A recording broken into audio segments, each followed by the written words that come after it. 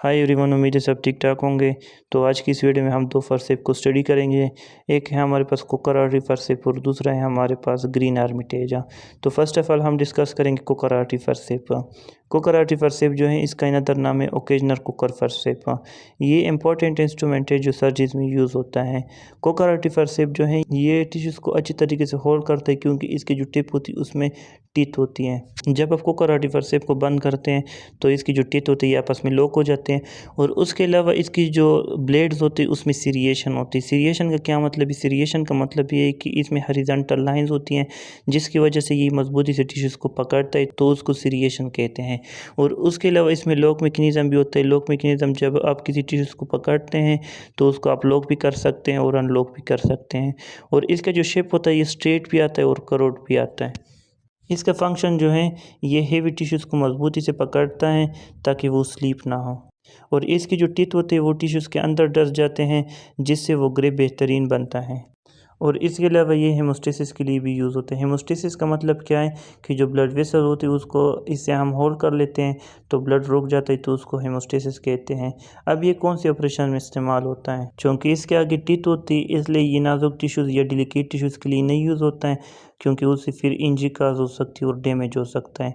ये उन टिश्यूज़ के लिए यूज़ होता है जो टफ़ होते हैं, तो उनके लिए यूज़ होता है। और टफ़ टिश्यूज़ का एग्जांपल मैं आपको देता हूँ। इसमें शीट हो गया, जो लायर है स्किन का, स्किन में भी यूज़ होता है और फेशियल में भी यूज़ होता है। इसके अलावा ये ऑर्थोपेडिक सर्जरीज में यूज़ होता है और गायनिकोलॉजी में भी यूज़ होता है, थायराइड सर्जरीज में यूज़ होता है।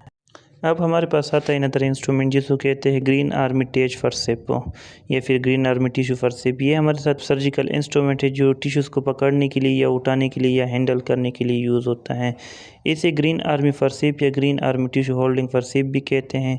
ये नाम इसी ग्रीन कलर कोटिंग या हैंडल की वजह से पड़ा है। ग्रीन आर्मी टिश्यू फरसेप जो है ये एक नॉन टूथ टिश्यू फरसेप है, यानी इसकी जो टेप होती है इसमें दांत नहीं होते हैं।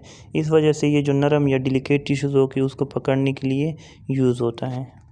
और ग्रीन कलर कोडिंग से ऊटी में इंस्ट्रूमेंट को जल्दी पहचानने इजी होता है, तो इसलिए जो कहते हैं ग्रीन आर्मिटेज फरसेप। इसके जो लेंथ है ये 14 सेंटीमीटर से लेकर 16 सेंटीमीटर तक है। इसका जो टेप है ये बिल्कुल फ्लैट और स्मूथ होता है और इसमें कोई भी दांत नहीं होते हैं। और ये 1.5 mm से लेकर 2 mm तक ये इसके जो टेप होता है ये वाइड होता है। इस वजह से टिश्यू को क्रश नहीं होता है और इसको इजीली टिश्यू को होल्ड किया जाता है। और इसमें सीरिएशन भी होते हैं। और इसको कैसे हैंडल करती, इसमें ग्रीन कलर का या ग्रीन कोटेड स्प्रिंग एक्शन होता है, प्रेस करने पर बंद होता है। मटेरियल, और ये किस मटेरियल से बना होता है? ये स्टील से बना होता है और इसको ऑटोक्लेव भी किया जा सकता है, मतलब स्टरलाइज किया जाता है। इसका जो फंक्शन है ये लिक्विड टिश्यूज़ को होल्ड करने के लिए यूज़ होता है, जैसे कि स्किन हो गया, पेरिटोनियम हो गया, इंटेस्टाइन हो गया। और ये हमारे साथ एट्रोमेटिक होता है कि कोई भी ट्रॉमा काज नहीं करता है। और ये यूज़ होता है सूचर में हेल्प करता है, यानी स्टेच लगाते वक्त टिश्यू के एज को होल्ड करना। डाइसेक्शन में काम करता है और ड्रेसिंग या स्पंज होल्ड करने के लिए भी यूज़ होता है।